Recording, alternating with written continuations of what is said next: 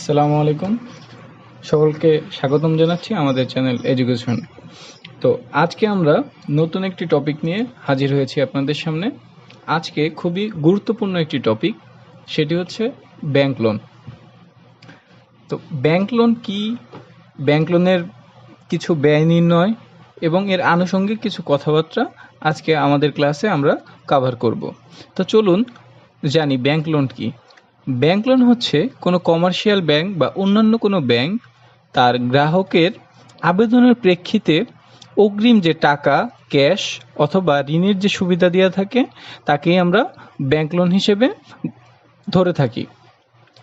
Bank লোনের একটি ব্যয় আছে যেটি নির্ণয় এবং কিভাবে নির্ণয় হবে সেটি নিয়ে আজকে আমাদের ক্লাস এগিয়ে যাবে। চলুন দেখি ব্যাংক ঋণের বা লোনের কিছু বৈশিষ্ট্য। প্রথম বৈশিষ্ট্য হচ্ছে গ্রাহকের ঋণ পরিশোধের যোগ্যতা বিচার করে ঋণ প্রদান করা হয়। গ্রাহক স্বনামধন্য, তার ক্রেডিবিলিটি বা তার ঋণ পরিশোধের ক্ষমতা কতটুকু, তার আয়ের উৎস কী, এগুলোর উপর নির্ভর করে সাধারণত গ্রাহককে ঋণ পরিশোধ বা ঋণ দেওয়া হয়। ব্যাংক ঋণ গ্রহণের জন্য প্রত্যক্ষ ব্যয় হিসেবে সুদ প্রদান করতে হয়। যেহেতু ব্যাংক আমাদের ঋণ দেয় এবং ঋণের যে সুবিধা দেয় এর জন্য আমাদের ব্যাংকে একটি পার্সেন্টেজ অথবা নির্দিষ্ট একটি অ্যামাউন্ট সুদ হিসেবে দিতে হয়। পরবর্তী যে বৈশিষ্ট্য সেটি হচ্ছে নির্দিষ্ট মেয়াদ থাকে। ব্যাংকের স্বল্পমেয়াদী ঋণ সাধারণত 1 বছরের মধ্যেই কাভার করা হয় বা রিপেমেন্ট করা হয়, আর যেগুলো দীর্ঘমেয়াদী থাকে বা লং টার্ম সেগুলোর সময়সীমা সাধারণত 1 বছরের বেশি হয়ে থাকে। এবং সর্বশেষ যে বৈশিষ্ট্য দেখব সেটা হলো জামানতযুক্ত বা জামানতবিহীন হতে পারে। যদি বড় ধরনের ঋণ হয় বা বাণিজ্যিক ঋণ যেগুলো সাধারণত ইন্ডাস্ট্রিয়াল পারপোজে নেওয়া হয় সেক্ষেত্রে মর্টগেজ অথবা জামানত যুক্ত হয়। আর সাধারণত যদি কোনো ব্যক্তি ঋণ হয়ে থাকে সেক্ষেত্রে জামানতের তেমন একটি প্রয়োজন পড়ে না।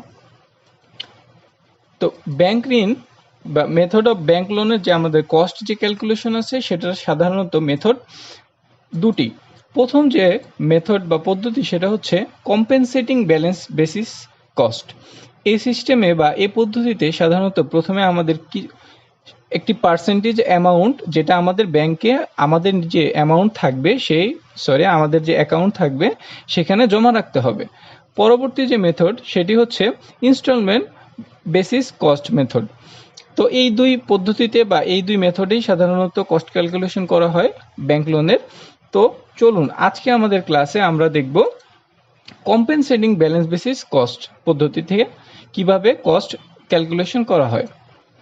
তো এক্ষেত্রে আমাদের সূত্রটি হচ্ছে এপিআর বা annual percentage rate is equal to I by P minus CB multiply by M multiply by 100।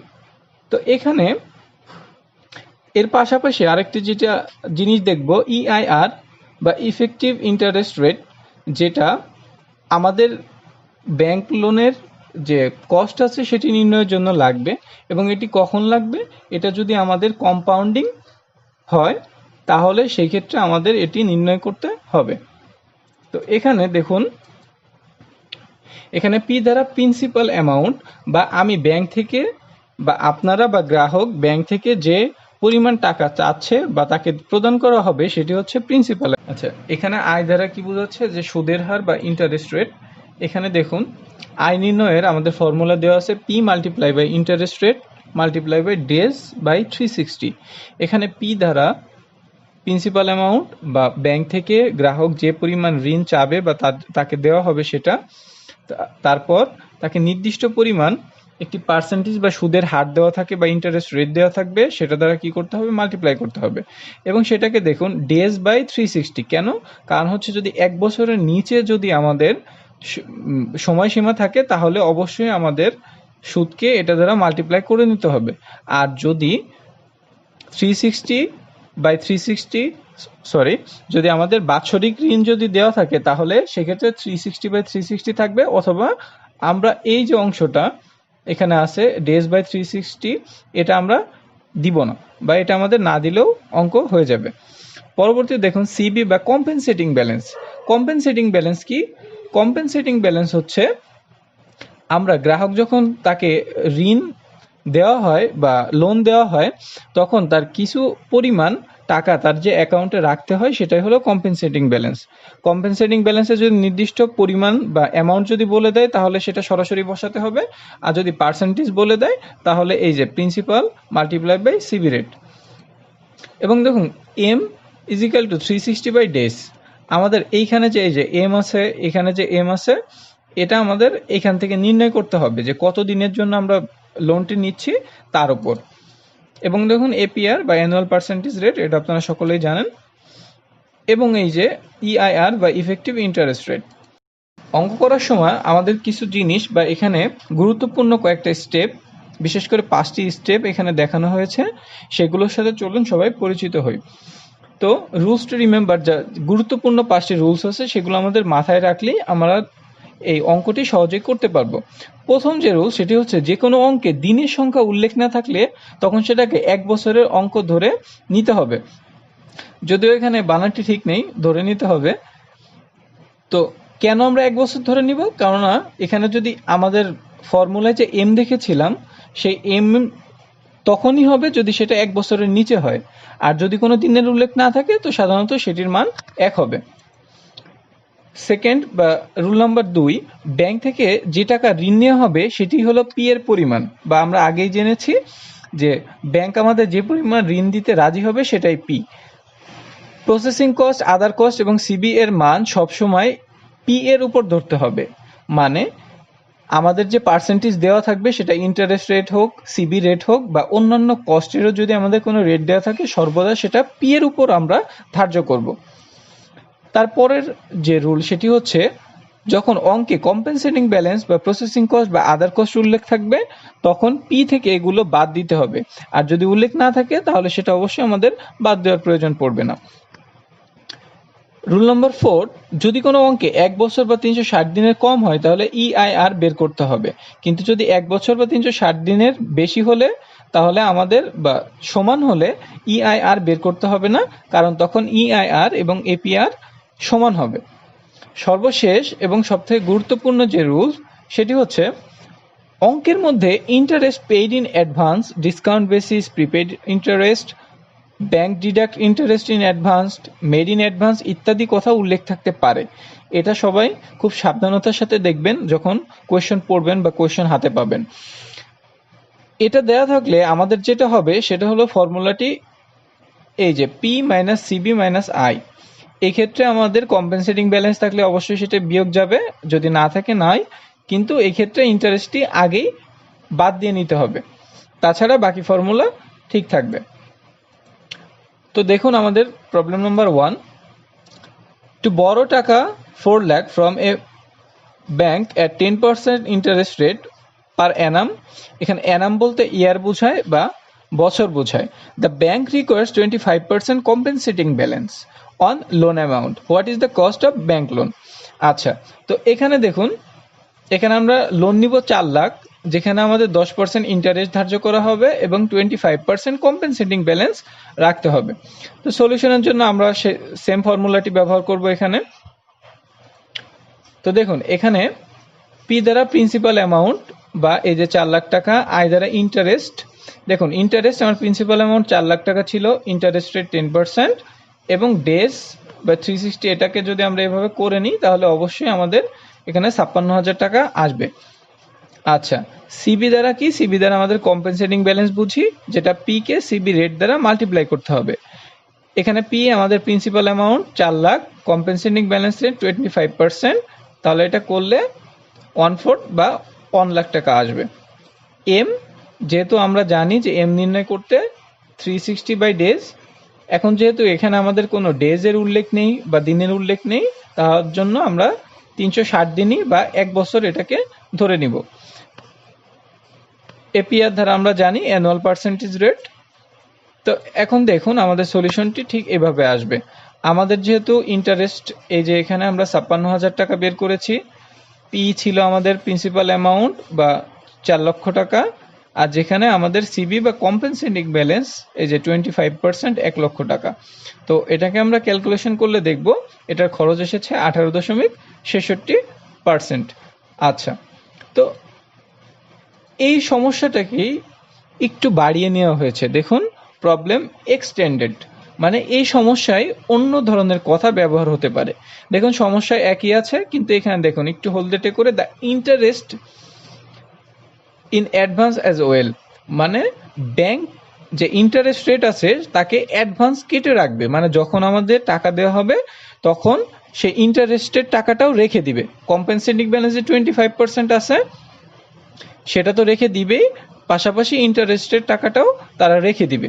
তাহলে এ ধরনের সমস্যা থাকলে কি হবে সলিউশনটা? তো সলিউশনের জন্য সূত্র একই। দেখুন এখানে অতিরিক্ত আয় এনেছি কেন? কারণ হচ্ছে the interest will be paid in advance. তো দেখুন এখানে প্রিন্সিপাল অ্যামাউন্ট আগের মতোই সবকিছু, এখানে সবকিছু আগের মতো আছে। অতিরিক্ত দেখুন এখানে অতিরিক্ত এই যে 56,000 টাকা এখান থেকে প্রিন্সিপাল অ্যামাউন্ট থেকে বাদ গিয়েছে, যার জন্য দেখুন এখানে ইন্টারেস্ট কিন্তু আমার বেড়ে গিয়েছে কত? 22.95, প্রায় 23%। যেখানে আমার আগে ছিল 18 দশমিক সামথিং, এখানে আসছে 22 পয়েন্ট সামথিং। তার মানে আমার যদি ইন্টারেস্ট কম্পেনসেটিং ব্যালেন্স বেশি হয় বা ইন্টারেস্ট যদি অ্যাডভান্স পেড করা হয় তাহলে আমাদের খরচটাও বেড়ে যাবে। তো চলুন আরেকটি সমস্যা দেখি। Problem 2, mister Sohan is planning to borrow taka 3 lakh at 10% interest for 60 days। একটু খেয়াল করে দেখুন আগের অঙ্কগুলোতে বা আগের সমস্যাতে কিন্তু আমাদের দিনের উল্লেখ ছিল না, যেটা এখানে আছে, যেটা 60 দিন বা 60। দেখুন এখানে ইন্টারেস্ট যেটা আছে সেটা আমাদের অগ্রিম পরিশোধ করতে হবে। তো এখানে আমাদের ব্যাংক যে ঋণ আছে বা ব্যাংক লোন আছে এর কস্টটি কত হবে? তো সলিউশনের জন্য আগের মতোই আমরা আগের ফর্মুলা ব্যবহার করব। এখানে প্রিন্সিপাল অ্যামাউন্ট 3 লাখ, ইন্টারেস্টটা P multiply by interest rate আগের মতোই। দেখুন এটা যদি আমরা করি, একটু খেয়াল করুন আগে যে ডেজ ছিল ডেজের উল্লেখ ছিল না, এর জন্য এটাকে আমরা 360 ধরে 360 দিয়ে ভাগ করেছিলাম, 1 এসেছিল। কিন্তু দেখুন এখানে আমাদের ডেজ 60 ডেজ, এর জন্য এই যে উপরে 60 নিচে 360, এর জন্য এটাকে যদি আমরা ক্যালকুলেশন করি তাহলে আমার কত আসবে? অ্যামাউন্ট 5,000 টাকা। সিবি বা কম্পেনসেটিং ব্যালেন্স, যেহেতু আমাদের এই ম্যাথমেটিক্যাল প্রবলেমে আমাদের কোনো কম্পেনসেটিং ব্যালেন্সের রিকোয়ারমেন্ট নেই, তাহলে তার জন্য এটা 0। দেখুন এম ক্যালকুলেশনের ক্ষেত্রে আমরা দেখেছি M is equal to 360 by days. এখানে 360কে যেহেতু এখানে 60 দিনের উল্লেখ আছে বা 60 ডেজের উল্লেখ আছে, এর জন্য 360কে আমরা 60 দ্বারা ডিভাইড করব, তাহলে আমাদের 6 টাইমস। দ্যাট মিনস আমাদের এম এর এই যে এখানে যে এম আছে সেটার ভ্যালু 6। পরবর্তী দেখুন এপিআর অ্যানুয়াল পার্সেন্টেজ রেট। দেখুন ইআইআর এখানে লাল রং দিয়ে উল্লেখ করা আছে, ইফেক্টিভ ইন্টারেস্ট রেট। এই ক্ষেত্রে আমার ক্যালকুলেশন করতে হবে, কারণ কি? কারণ একটু খেয়াল করে দেখুন এখানে বলেছে interest is to be paid in advance. আমরা সমস্যা 5-এ আমরা যে নিয়মগুলো মনে রাখার জন্য বলেছিলাম 5 নাম্বার যে রুল ছিল সেখানে একটু খেয়াল করে দেখবেন যে ইন্টারেস্ট যদি অ্যাডভান্স পেইড করা হয় তাহলে অবশ্যই আমাদের ইআইআর ক্যালকুলেশন করতে হবে। এটা একটু সবাই মনে রাখবেন। তো দেখুন এক্ষেত্রে আমাদের সমস্যাটাই ইন্টারেস্ট, যেহেতু এই যে আমরা ক্যালকুলেশন করে 5,000 টাকা পেয়েছি, এই যে আমাদের 3 লক্ষ টাকা প্রিন্সিপাল অ্যামাউন্ট, যেহেতু সিবি ছিল না বা কম্পেনসেটিং ব্যালেন্স 0, সেটা 0 দিয়েছি। আর ইন্টারেস্ট আমাদের অ্যাডভান্স কেটে নিবে, যার জন্য আমরা সরাসরি 3 লক্ষ টাকা পাবো না, এখান থেকে 5,000 টাকা তারা ব্যাংক রেখে দিবে।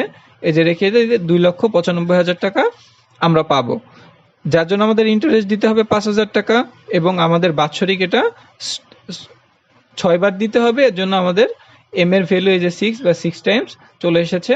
তো এর আমাদের ইন্টারেস্ট রেটটা চলে আসবে 10.17%। এখন যেহেতু এটার আমার ইআইআর নির্ণয় করতে হবে, তো ইআইআর এর formula 1 plus I by M multiply by M. দেখুন এখানে কোনো এন এর উল্লেখ নেই। কেন এন এর উল্লেখ নেই? যেহেতু এটা বছরে বা এটা কম্পাউন্ডিং মেথড বা একাধিকবার সুদ দিতে হবে, এর জন্য আমরা ইআইআর ক্যালকুলেশন করেছি। যেহেতু দেখেছেন এম এর মান 6 এসেছিল, বা এখানে একটু খেয়াল করুন এই যে এম এর মান 6, এর জন্য আমরা ইআইআর ক্যালকুলেশন করছি। আর আইটি আমরা পূর্বের সমস্যায় নির্ণয় করেছিলাম 10.17%। আচ্ছা, তো এটা সলিউশন দেখুন সবগুলোর ভ্যালু বসালে 10.60 আসবে। দেখুন আমরা যখন ব্যাংক থেকে ঋণ নিব তখন ব্যাংক আমাদের বলবে যে আমাদের সুদ দিতে হবে 10.17 ভাগ, কিন্তু আসলে প্রকৃতপক্ষে আমাদের সুদ দিতে হবে 10.60 ভাগ। কেন এই পার্থক্যটা হবে? এই পার্থক্যটা হওয়ার কারণ হচ্ছে যে তারা আমাদের বলে দিবে এটা, যেহেতু আমরা বছরে 6 বার আমাদের সুদ দিতে হবে, এর জন্য এটা বেড়ে এই যে 60-এ চলে যাবে। তার মানে আমাদের 0.43% অতিরিক্ত দিতে হবে। তো এখন দেখুন, এটা আপনাদের নিজেদের করার জন্য বা সেলফ এক্সারসাইজ যেটা আপনাদের জন্য রাখা হয়েছে, যদি আপনারা আগ্রহী হন অবশ্যই করে নেবেন। দেখুন এখানে বলা হয়েছে Kapoor limited is planning two বড়ো টাকা 1 লাখ at 10% ফর 90 days। তো তার মানে 1 লাখ টাকা নিবে 10% ইন্টারেস্ট, সাথে সাথে দেখুন এখানে 90 দিনের উল্লেখ আছে, days interest to be paid in advance.